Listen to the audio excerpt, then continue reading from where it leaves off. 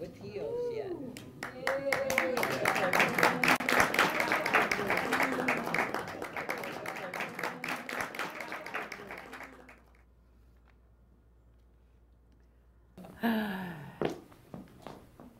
I just turned 68 years old. Great. Thank you, a milestone.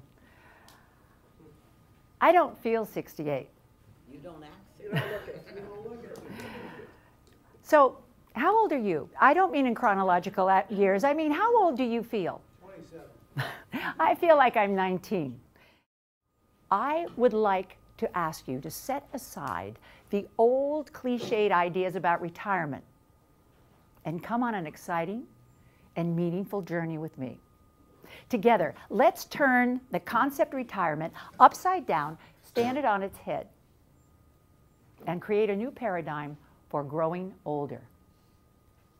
It drives me crazy when people say they're going to retire, because it's not applicable or relevant in the 21st century. Maya Angelou, on the occasion of her 73rd birthday, she said, "I've learned that making a living is not the same thing as making a life." Now, we've all made a living, but have we all made a life?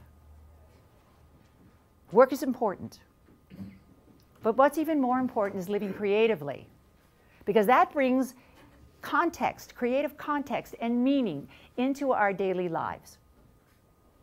So let's think of our life as a 3-act play. I'm from theater, so that works for me. So the first 2 acts, the formative years, our education, our family, marriage, work, well, those early and the middle years, they're the prelude to the best act of the play. That's Act 3. And Act 3 begins with a great big goodie basket. This basket includes everything we are as an individual.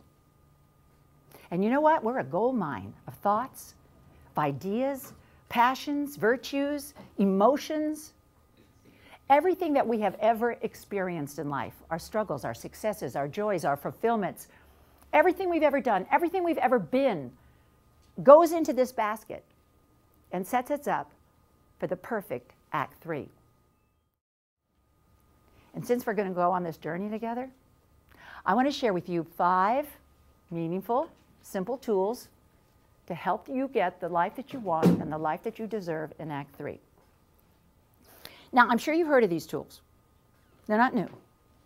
But maybe you haven't thought about them in the context of creating a life that you want and a life that you deserve. Because these tools will start you thinking proactively about Act 3 by opening your mind to new and exciting ideas, by reducing resistance, and by taking your innovative spirit out of the old file boxes in the garage and putting your ideas to work in the world. So, we all know then that age is not so much chronology but an attitude. But the question then is, how do we get this attitude? How do we hold on to it? How do we know what positive things can come from this attitude? Well, an attitude by definition is a judgment. And this judgment influences our behavior. So if you feel cool, you are. If you're a rock star, you are. If you feel young and energetic, you are. You won't care about your age. But if you feel old, well, you are.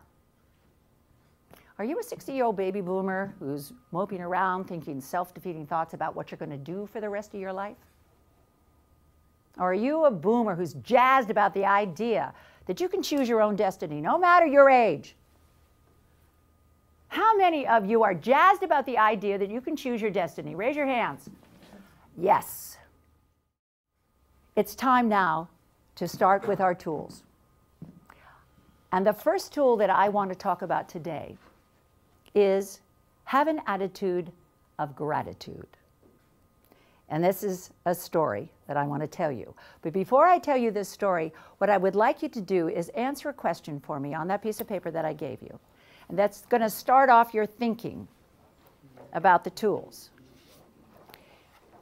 So the question is,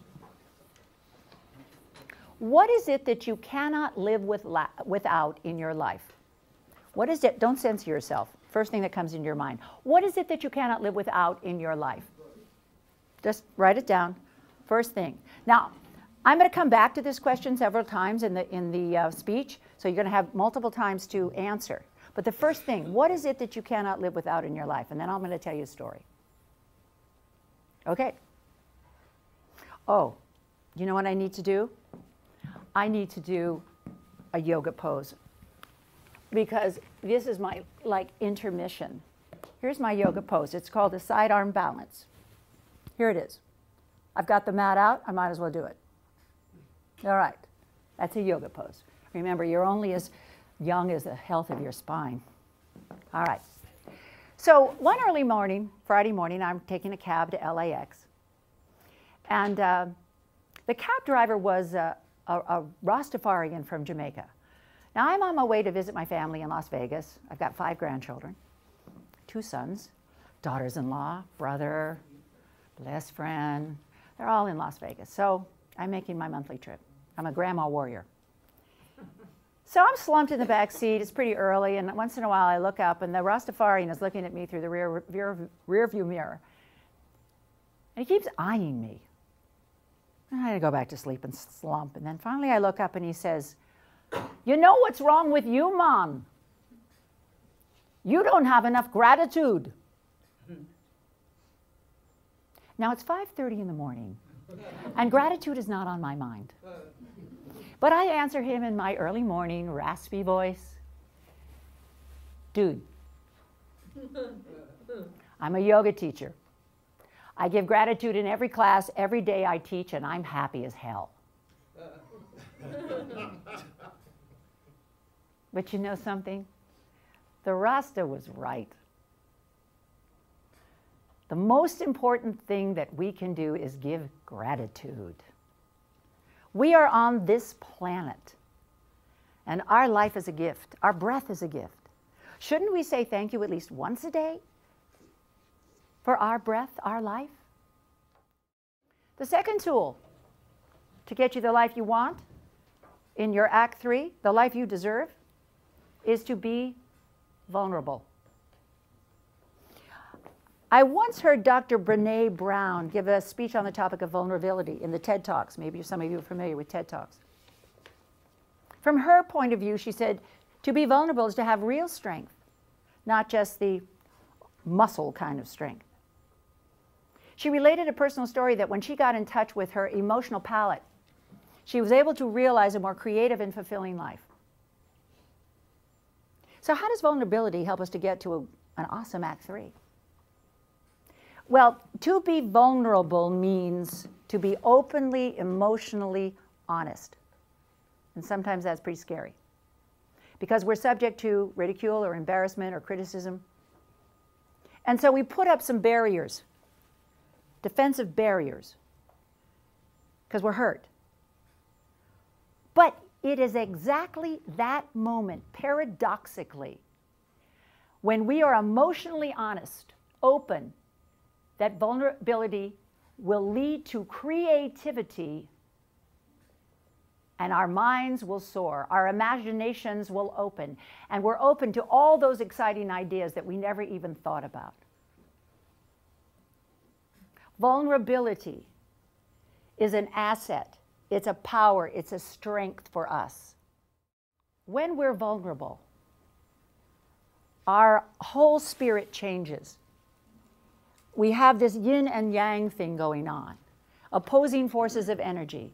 We may feel raw, and then again, we may feel joyous. So we have to take that opposing forces of energy and balance them out in our lives. What is it that you cannot live without in your life? We're getting to the third tool. If you have a change on this with your writing it down, go ahead and change. It's perfectly fine. What is it that you cannot live without in your life? So I'm going to be vulnerable with you, and you know what I'm going to do?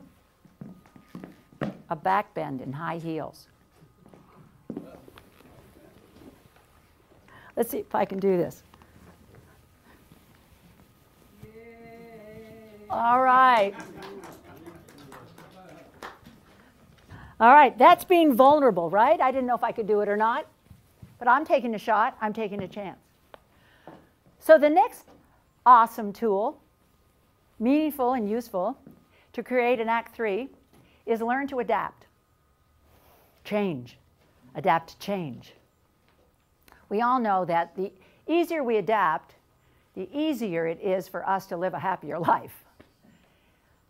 I learned to embrace change at a very young age and not to fear the unknown. My mother used to say, "Never fear anything, Joni. It's a waste of time." Anyway, it's more fun to be surprised in life. My mother loved FDR. There's nothing to fear but fear itself. And she loved to make changes. We used to move every 2 years. My mom and dad would buy a duplex or a house, fix it up, move on. Well, she used to say, in the face of no, let's go. I cried every time we moved as a kid. But it didn't do me any good. We moved anyway. And I learned to adapt. My mother called that an attitude adjustment. So, how good are you adapting? How good are you at making changes when you need to your life? Can you take charge of changing your life? Or do you let others do that for you because you're indifferent, you're fearful, you may be even lazy? I know that's not you people. Of course, none of us. But if you know someone like that, tell them that the only opinion worth anything is their own, because it comes from the truth inside of them.